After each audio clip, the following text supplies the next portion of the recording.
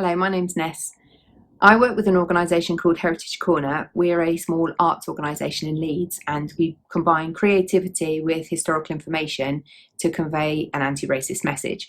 We try to avoid confrontation. We like to challenge. We're going to use challenging material and challenge people's thinking, but our objective is to take people with us and hopefully help them to understand how wrong racism is and how inaccurate racism is. Being asked to do this, my first instinct really was to say no thank you. I'm sure there's someone else that can do it better. But a big difference from this time last year to now is obviously the Black Lives Matter campaign of the summer. Personally, I think that gave me a big jolt, the kick up the backside I needed to be far more proactive and bolder and to invest more of myself really and truly in the work that I'm doing. And so I have a kind of three-pronged approach to being an ally. I'm not an expert on anything to do with this. I just am prepared to say things. The first thing about being an ally is that you'll say things wrong. I see racism beyond name-calling. That's actually usually the easiest thing that you can tackle, although that's shifted too. I would say that when I was young, it was the right thing to call out racism if you saw it and make somebody feel accountable for that and hopefully change their behaviour.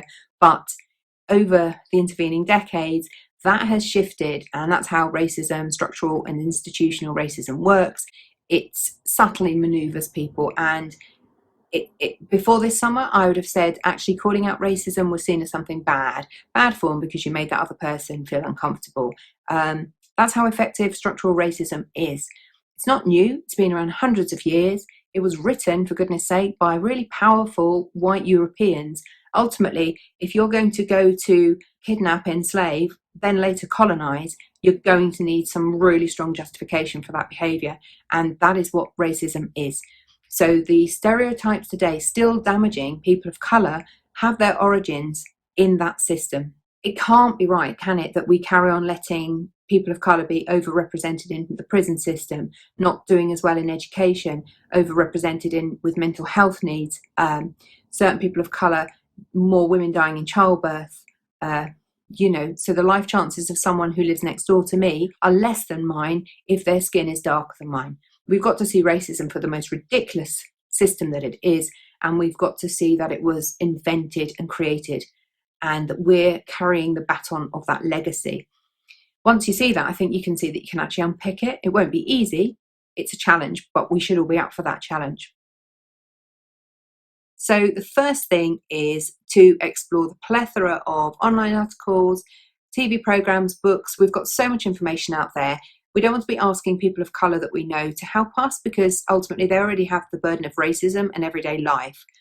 So it's about finding out narratives, some truths that have been hidden, and also possibly how to talk about race and not feel too squeamish, because ultimately racism does rely a lot on people just not having the confidence or not having the knowledge to say and to tackle issues.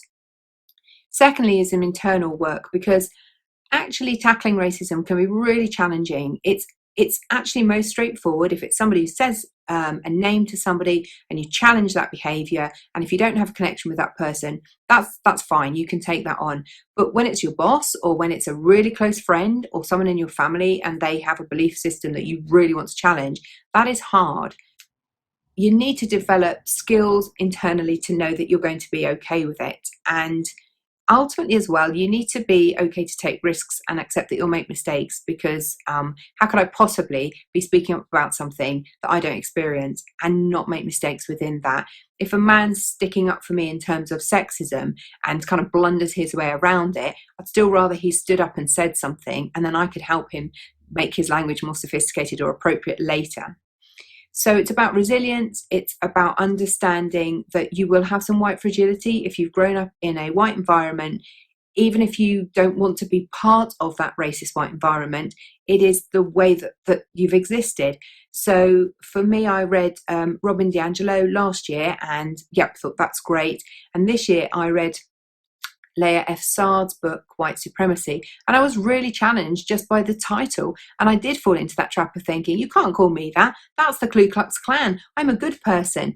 And so you have to take that on board and go, well, hang on a minute. If she's saying it and she's a person of colour, there's some work for me to do here. And so it's about being prepared to feel uncomfortable and to challenge yourself internally, because if you can't cope with that, how on earth are you going to challenge other people? And also, without that investment, are you really going to be committed for the long term? And ultimately, we've had too many start stops, haven't we, fighting racism. We need to actually kick it out, and that's going to involve an awful lot of investment for an awful long time from an awful lot of people.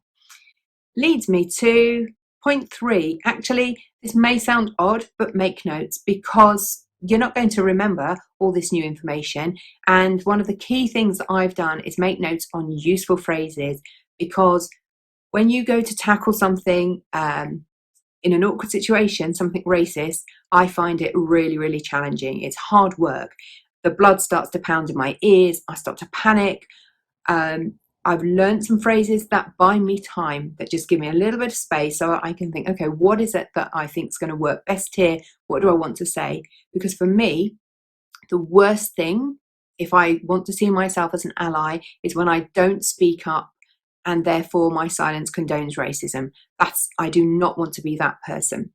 And if we translate that to positions of power, so if you're a boss of some form, or you're able to work with your boss to develop ways of breaking down patterns of racism within an institution that perhaps you didn't even really notice before, that's really, really powerful. So I don't think anyone should go out into the world thinking that they can instantly crack a system that was created by some very powerful people who knew what they were doing, who've had hundreds of years to refine it and to keep shaping it.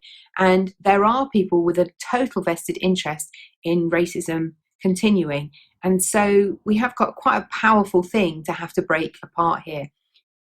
So I think it comes down to unity, it comes down to courage, it comes down to knowing that you're doing the right thing, and that for too long we have allowed ourselves to be too quiet and to think that it's a few random acts of racism.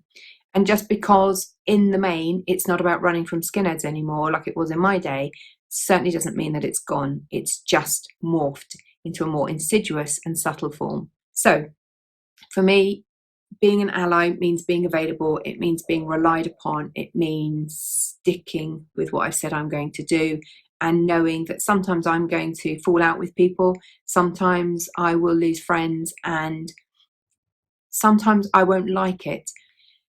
My last word is that ultimately, white allies can disappear. If I wanted to next week, I could decide not to work with Heritage Corner. I could decide I don't want to do any of this. That's what white privilege really means. A person of colour can't unzip themselves from who they are and disappear into a different world. That's inequality. That's why we're in it. That's what we need to tackle. I hope this has been useful in some way. Thanks very much. Bye-bye.